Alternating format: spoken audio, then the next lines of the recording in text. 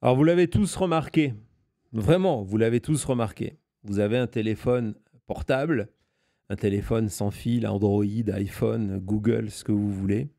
Et vous avez en permanence des publicités.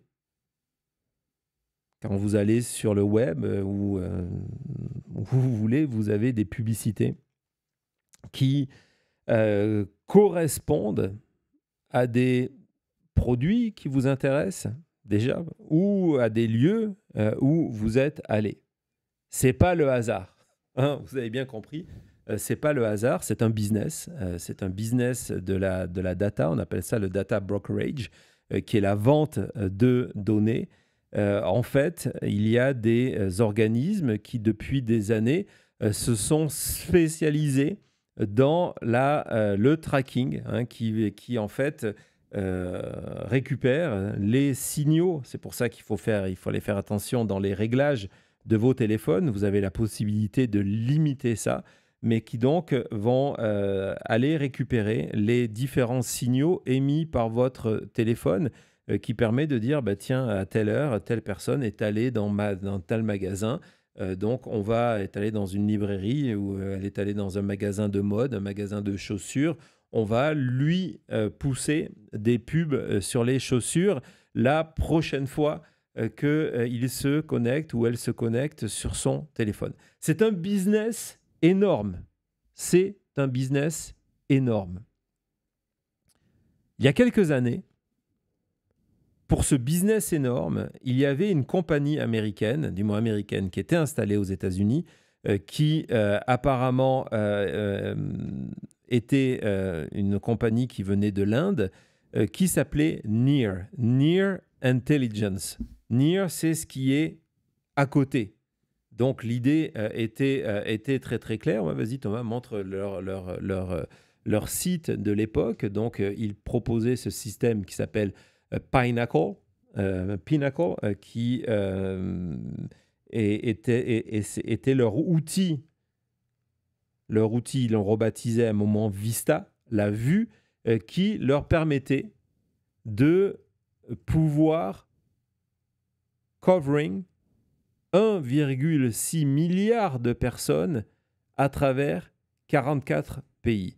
Cette compagnie, dont vous n'avez jamais entendu parler, hein, soyons clairs, on va voir justement le résumé de leur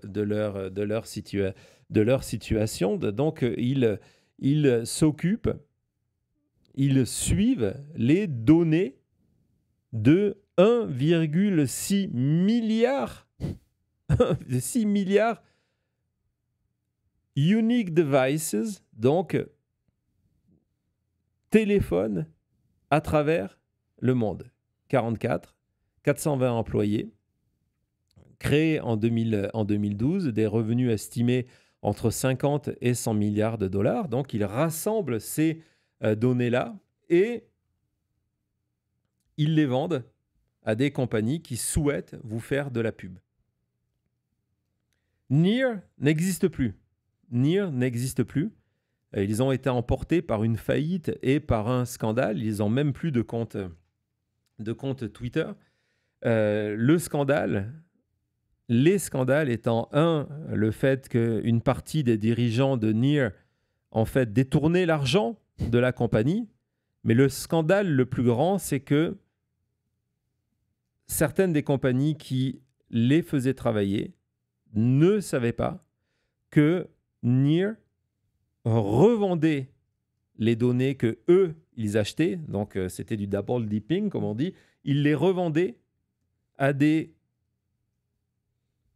compagnies américaines qui travaillaient pour la défense, la surveillance militaire et la surveillance policière. Leur outil était tel de surveillance que ils étaient utilisés par le renseignement militaire et par les forces de l'ordre américaines pour pouvoir traquer vos téléphones. Nous vivons, c'est notre monde en 2025. Là, je vous parle du milieu des années 2010. Vous imaginez que les technologies ont encore plus évolué. et que ce qu'il faisait en 2012-2013 jusqu'à la fin des années 2020, le moment où la compagnie a été dissolue, est tombée en faillite, c'est quelque chose qui s'est empiré. Donc, il faut être extrêmement prudent avec vos données, de faire attention que vos téléphones soient réglés pour limiter tout ça, pour limiter ce partage. Mais en tout cas, voilà, c'est un vrai business. Near n'existe plus, mais il y a quelques années, Near est rené de ses centres. C'est une compagnie qui existe toujours, elle a changé de nom. Ça se fait beaucoup lorsqu'on a été dans un scandale. On change de nom et Near est devenu Azira. Azira existe au moment où je vous parle. Ils ont des bureaux à Singapour, au Japon, en Australie et en Californie. Ils ont un site internet qui propose exactement la même chose. Selon l'attaché de presse de Azira, ils ont mis désormais des limites aux informations qu'ils peuvent collecter. C'est rassurant. C'est rassurant. Hein. Il faut leur faire confiance. Ce sont exactement les mêmes personnes. Lorsqu'on regarde les créateurs de Azira et les créateurs de Near, excusez-moi, on se rend compte que ce sont les mêmes personnes, mais cette fois-ci, il faut leur faire confiance. Ils ont dit qu'ils n'allaient pas aussi loin. Aller aussi loin, ça veut dire, par exemple, le genre de données qu'ils peuvent collecter, c'est de traquer votre téléphone pour déterminer les lieux où vous êtes le soir et les lieux où vous êtes dans la journée. En gros, d'identifier les lieux de votre emploi, ce qui permet de se dire, tiens, autour de votre bureau ou de votre emploi, il y a tel ou tel ou tel commerce. Il faut donc pousser à ce téléphone dans la journée la pub du restaurant d'en bas, la pub du coiffeur du coin, etc., etc. C'est ce que fait Google, par exemple. C'est le même principe. Et ils avaient aussi les données du soir, ce qui permettait de dire, tiens, il habite dans tel ou tel quartier. Ce quartier, c'est un quartier où le prix de la maison moyenne est à X centaines de milliers de dollars ou d'euros. Et du coup, ça veut dire qu'ils font partie de telle ou telle catégorie socio-professionnelle. Donc, ils vont être intéressés par l'achat de Mercedes, BMW, Tesla, Audi, parce qu'ils sont dans cette catégorie d'argent. On va leur faire ce genre de pub. Ça va aussi loin que ça. Aussi loin que soi. En 2024, le magazine Wired découvre, après avoir reçu une information, que sur le site de Azira, il y a une présentation Vista, Vista qui a remplacé Pinnacle, Vista, qui démarre en juillet 2016 et termine le 6 juillet 2019. Le 6 juillet 2019, c'est l'arrestation de Jeffrey Epstein. Et ce projet, qui est donc disponible à ce moment-là, en attente, il dort sur les serveurs de Azira, ancien Near Intelligence, dont personne ne sait pourquoi il a été fait, qui l'a fait. La dernière information que l'attaché de presse de Azira a communiqué à Wired, que c'était en fait un client qui avait demandé sous forme de démo, d'évaluation gratuite, avait demandé de faire cette étude de surveillance. Est-ce que c'est vrai? Est-ce que c'est faux? On ne le sait pas. On ne le sait pas.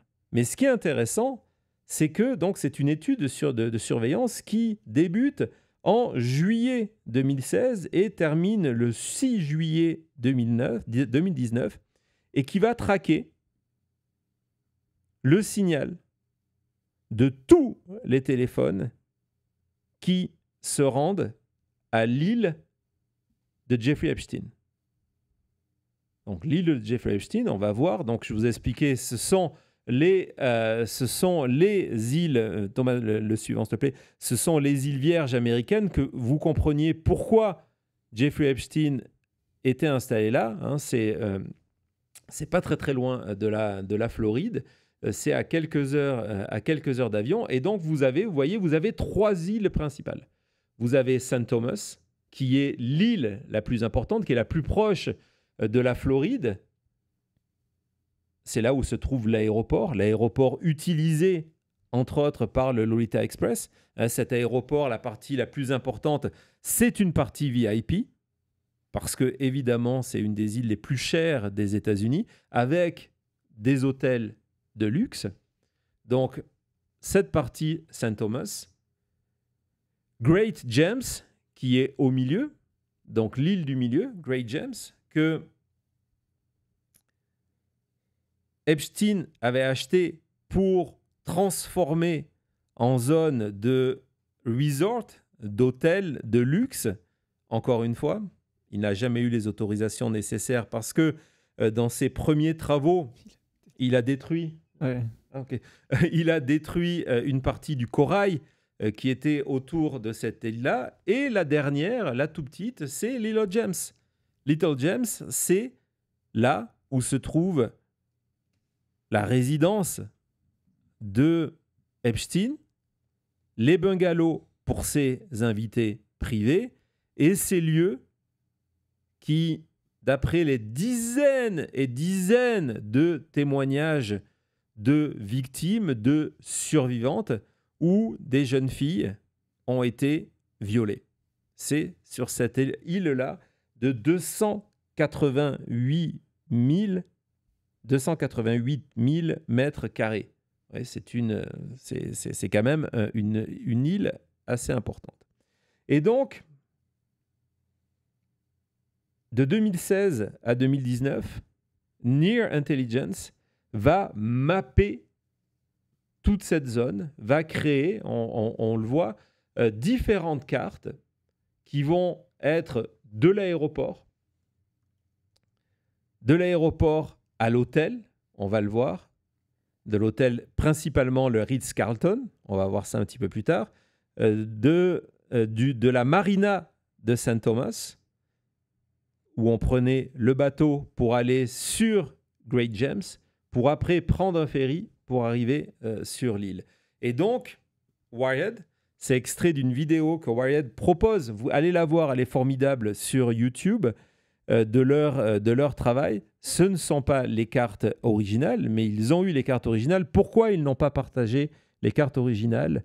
Parce que les cartes originales, si tu peux retourner dans le 5, les cartes originales sont tellement précises, les données de Near Intelligence sont tellement précises que les numéros de téléphone par moment sont attachés et qu'il y a des tas d'informations dedans qui permettent d'identifier les personnes qui sont allées sur l'île de Jeffrey Epstein. Que ça soit pour profiter de vacances, mais également les victimes.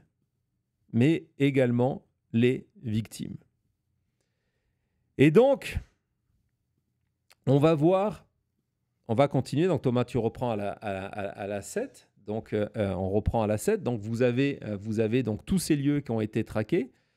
Tu peux passer à la suivante, excuse-moi. Et là, vous voyez, donc, ce sont les 3 îles dont je vous ai parlé. Ces traînées rouges, ce sont des milliers de données au total, dans ce projet-là, dans ce Vista Project de Near Intelligence, il y a 11 279 coordonnées. 11 279 coordonnées. Et donc, vous voyez, on est tout en haut de l'image dans le port de St. Thomas, où on peut embarquer, un port qui appartient à Jeffrey Epstein. Donc, on embarque, on prend le bateau qui va sur l'île qui est juste à côté donc Great James, qui est donc juste à côté de l'île privée de Jeffrey Epstein. On débarque à ce moment-là. Hein, vous voyez le trajet, les boucles de gens qui débarquent, qui rembarquent dans un ferry, qui les amène à l'île, et puis après, une fois qu'ils ont terminé, ils repartent. Donc vous avez tout ce trajet-là.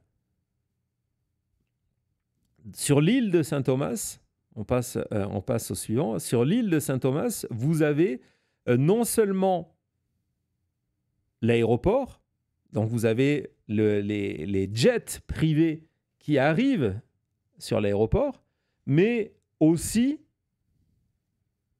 partent en limousine jusqu'au Ritz-Carlton, qui est l'hôtel le plus cher de Saint-Thomas. Et ensuite, on les voit partir un par un, ces données, pour aller là, tout en haut entre les photos, le American Yacht Harbor, qui est le port dont Epstein est le principal actionnaire, principal propriétaire, où ils vont embarquer sur un bateau pour venir en 2 étapes sur l'île privée de Epstein. Et quand je vous parle de données précises, on va voir sur cette photo Google Maps Google Maps qui a été réalisée par Wired, ce sont tous les points de données. On se rend compte de quoi? Que, ces personnes donc, qui sont arrivées en avion, qui sont allées à l'hôtel de luxe, qui sont allées au port, qui ensuite ont pris le bateau, puis après ont pris le ferry, ils débarquent un par un dans le port privé, le pier privé de Epstein. Ça, c'est Little St. James, cette photo. Ça, c'est Little St. James. C'est son île à lui. Donc, on voit le port ici, la maison et tous ces points de data. Pourquoi dans cette partie-là, c'est la partie la plus regroupée? Parce que là, en bas, le bloc blanc, c'est la maison de Jeffrey Epstein. C'est la maison de Jeffrey Epstein. Vous avez le pier, là, par où ils arrivent, en bas. Donc, ils arrivent là. Et la deuxième vague, ce sont en direction des bungalows que Epstein mettait à disposition de ses invités. Les données de NIR permettent ensuite de suivre en quasi temps réel les activités, pas les activités, mais les mouvements de ces personnes avec leur téléphone portable sur l'île. Donc vous allez isoler un de ces 11 279 coordonnées et vous allez voir que cette personne, elle débarque dans le port privé, elle va au bungalow. Un jour, elle va une demi-heure après, elle va à la piscine, puis après, elle va dans un autre lieu de l'île. Ça vous permet de suivre tout jusqu'à leur départ. Ce sont des données qui font partie du dossier Epstein que la justice américaine pourrait obtenir, mais on nous l'a dit, il n'y a pas de dossier Epstein. Il n'y a plus rien à partager. Mais ça, c'est que la première partie. On se retrouve tout de suite.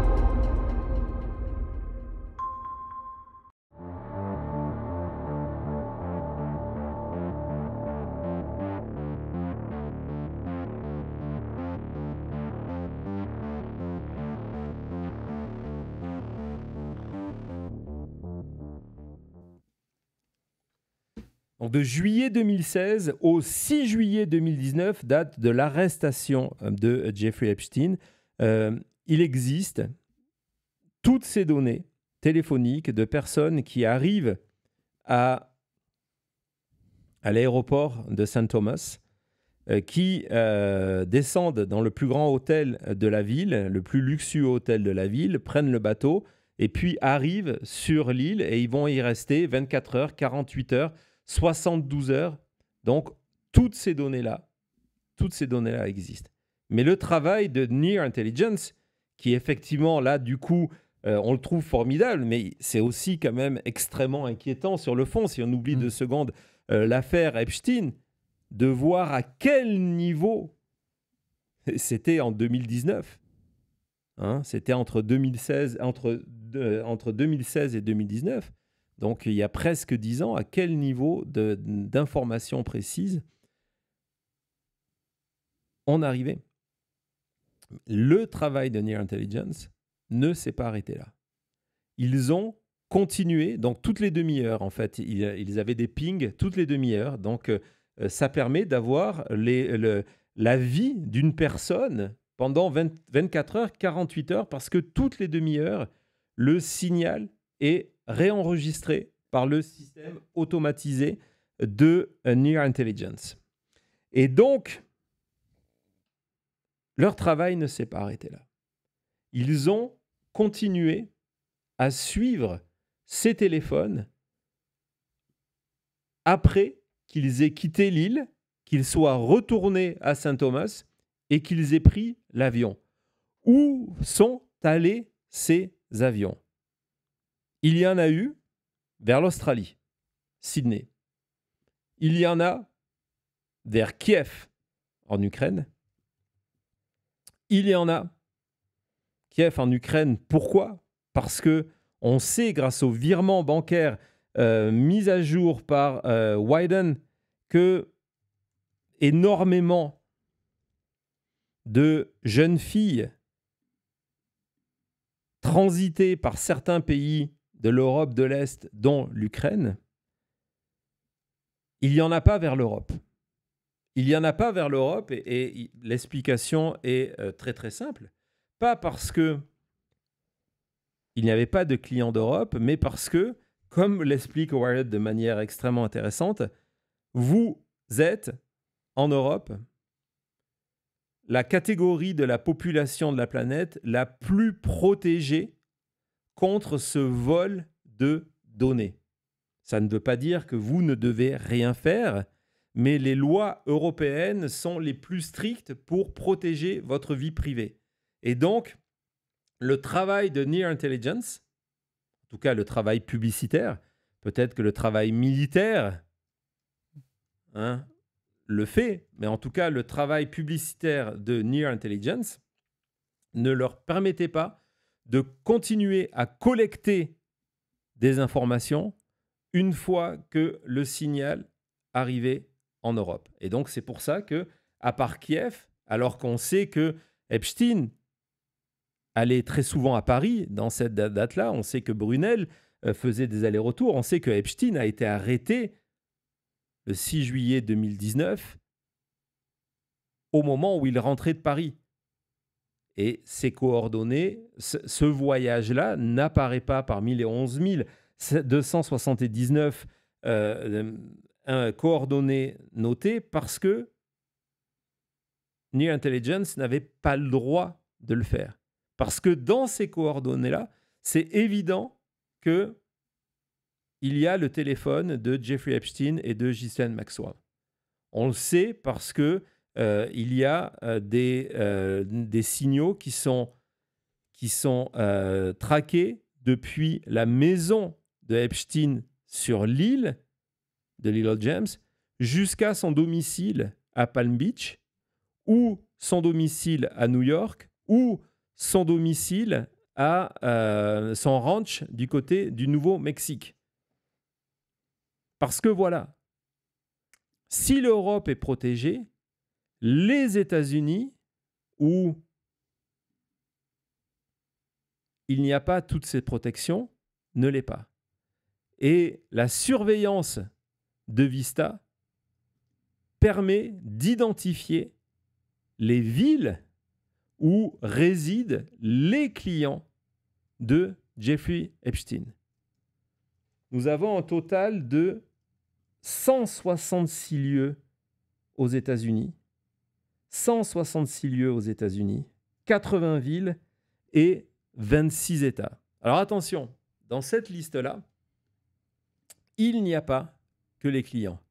Il y a aussi les victimes. Parce que le travail de Near Intelligence est tellement précis que cela permet de savoir l'adresse exacte où le signal téléphonique va de jour, comme je vous l'ai dit, comme de nuit. Et donc, on se rend compte que, par exemple, il y a une connexion directe entre les quartiers pauvres de Palm Beach, là où si on se fie au dossier, les enquêteurs de Palm Beach, de la police de Palm Beach, ont identifié plus de 50 victimes de Jeffrey Epstein vivent. Parce que c'est là que Ghislaine Maxwell et le réseau qu'elle a créé va récupérer ces jeunes filles qui n'ont pas d'argent en leur proposant quelques centaines de dollars pour venir faire des massages déshabillés, en leur proposant une commission à chaque fois qu'elle ferait venir une autre jeune fille encore plus jeune, de l'amener chez Epstein. Et donc, on voit qu'il y a une partie de ces communications qui identifie les victimes, mais qui identifie aussi les clients. Parce que ce qui est intéressant, c'est que dans ces villes-là, il y a 5 États qui ressortent principalement, avec donc le Texas, New York, la Floride, le Michigan et le Massachusetts. Et ce sont les quartiers les plus riches des États-Unis. Les données sont tellement précises que, et c'est ce qui a motivé Warhead de ne pas partager la carte pure donnée créée par Vista, c'est que vous avez les adresses personnelles et les identités de ces personnes-là. Donc, dans ce dossier fantôme, qui est celui de la data téléphonique, vous avez 2 listes. Vous avez la liste de victimes et vous avez la liste potentiellement de clients. Il donne par exemple une adresse en expliquant c'est le propriétaire d'une boîte de nuit de Miami. Ils ont traqué une coordonnée téléphonique qui est allée passer le week-end sur l'île de Epstein jusqu'à le trottoir en face la Trump Tower. Ça ne veut pas dire que c'est Donald Trump, c'est pas ce que je vous dis, mais pour vous dire le niveau de précision.